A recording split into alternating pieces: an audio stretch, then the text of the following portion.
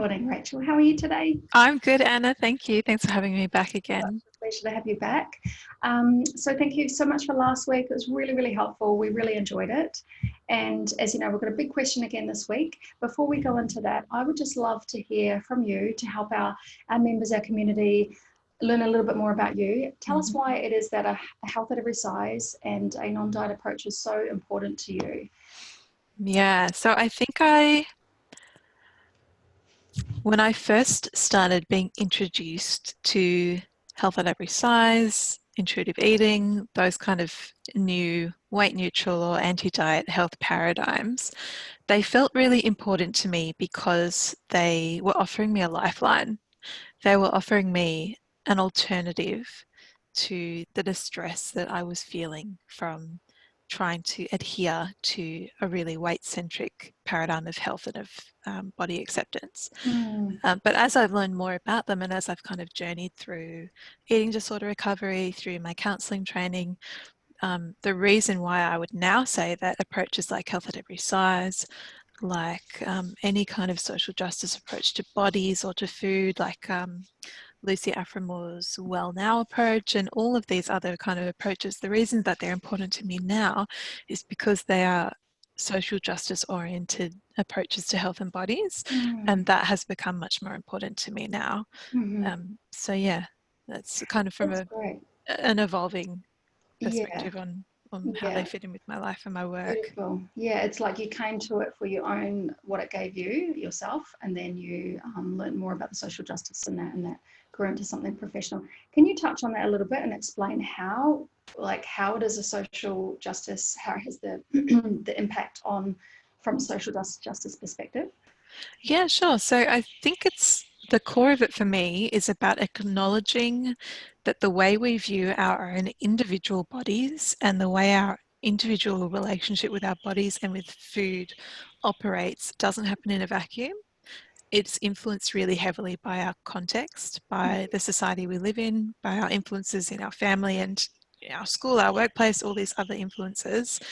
And having a social justice approach, I guess, and I'm not going to articulate this great, and I can recommend some other people who are much better at articulating it than I, is about recognizing that for some people, those influences that they have on their relationship with their body and their food are much more oppressive because of their race, because of their gender expression, their sexuality, their class, the country they grew up in, the country they've maybe moved to, and sort of recognizing that there is injustice in that, and that to work towards well-being for everyone means we have to recognize that injustice, because we can't dismantle it without recognizing it. We can't work to leverage our privilege to help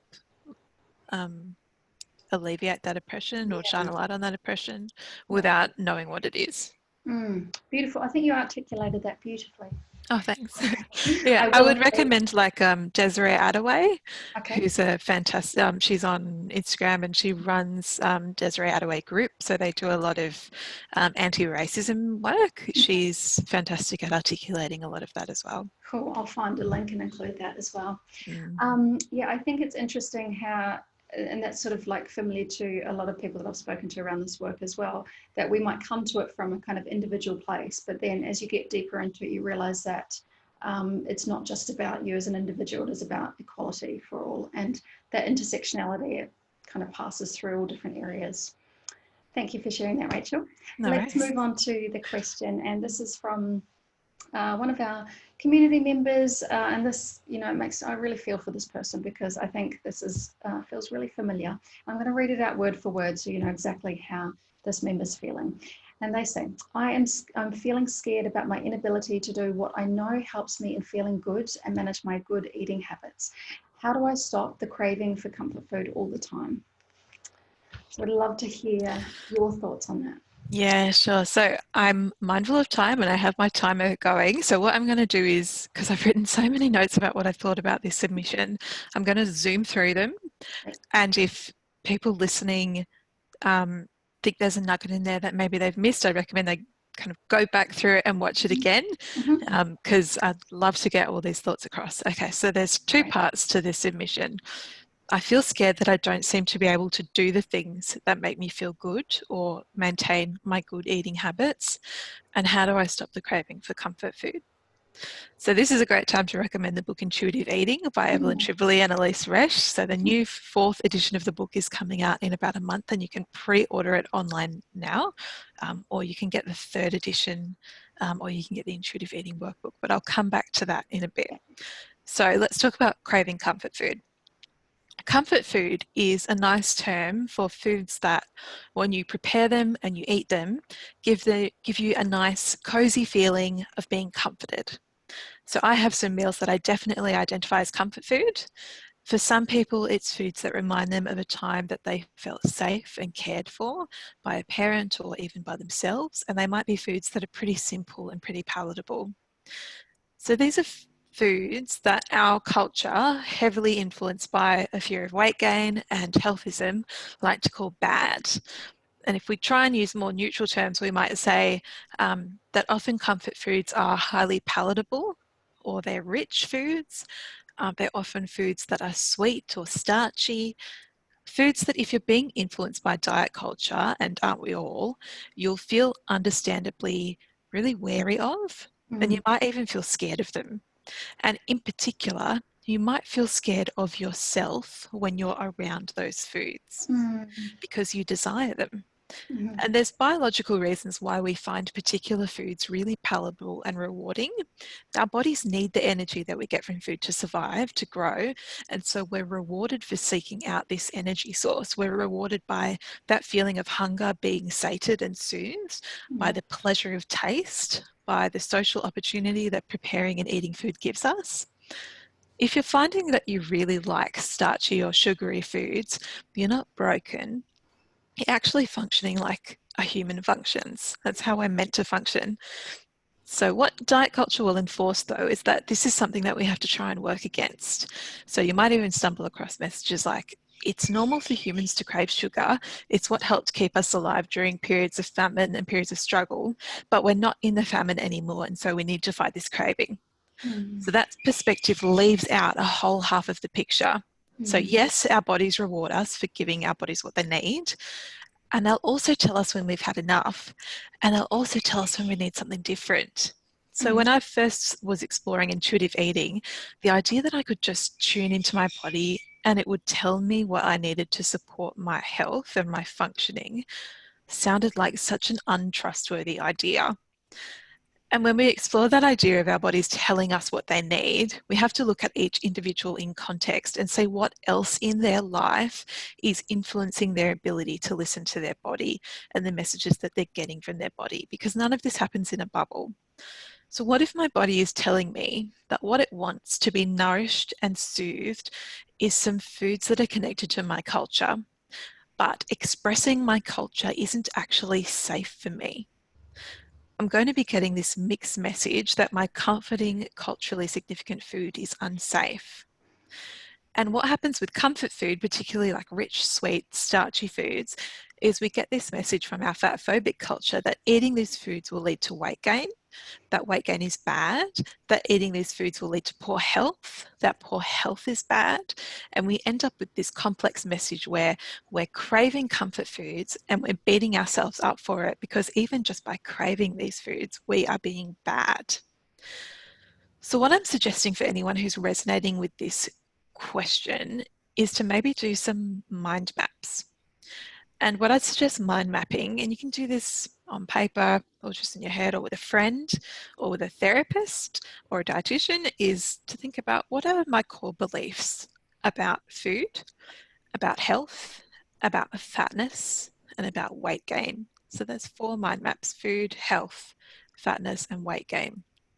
And try to leave judgment to the side here.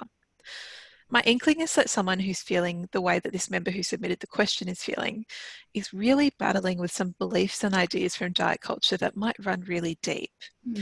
Perhaps it's the idea that it's okay to be fat, but only up to a certain dress size. Or it's okay to gain weight, but only if you're quote unquote underweight to start with. So these kind of beliefs, even if they seem like they're a bit removed from your experience with food, are actually pretty closely tied to it. Now, in terms of the experience of constantly craving these foods, here's where I turn to the wisdom of those who came before me and recommend intuitive eating again. So I've read the third edition several times. I've listened to the abridged audiobook version several times, and I'd recommend that as well. But if you can, pre-order the fourth edition, which is coming out in like a month. It's been updated. It's really, really attempting to be completely weight neutral. I'd really recommend that. And there's also the intuitive eating workbook, which you can get now, which is new. And there are many people who are running online courses in intuitive eating, like Christy Harrison of the very popular Food Psych podcast. And I've done her intuitive eating online course, and I highly recommend that as well. Not cheap, but if you're needing some support and you can do it remotely because it's all online, then that might work for you. In Australia, we have intuitive eating coaches like Cherie, who's a Haven friend, who would love to help you with these ideas. So outside of a metabolic condition or the side effect of a medication altering or intensifying what someone's craving, if there's a constant craving for something in particular, look for the restriction. The restriction might be from an internalized fat phobic belief. It might be that a particular food just isn't available to you right now because of isolation or food supply. But my experience, which is mirrored in the intuitive eating notes, is that restriction intensifies cravings. So how do you deal with that? Because the constant craving, that's something that takes up a lot of brain space, and it can be quite distressing. So I feel like saying self-compassion is a bit cliche at this point. It's probably, if you're listening to a lot of intuitive eating or HAES podcasts or whatever, self-compassion, we say it a lot, but we say it because it's really, really important.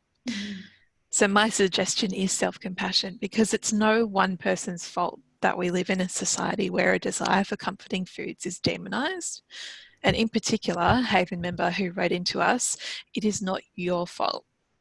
And I wonder what it would be like to really have some self-compassion in a focused conversation with yourself when you experience a craving. So I have a very cheesy suggestion to finish off my ideas, which is to introduce my dog Ralph here. This is Ralph. I'm just going to have a little conversation with Ralph to kind of mirror what the self-compassion conversation you might have with yourself would be. Beautiful. So Ralph,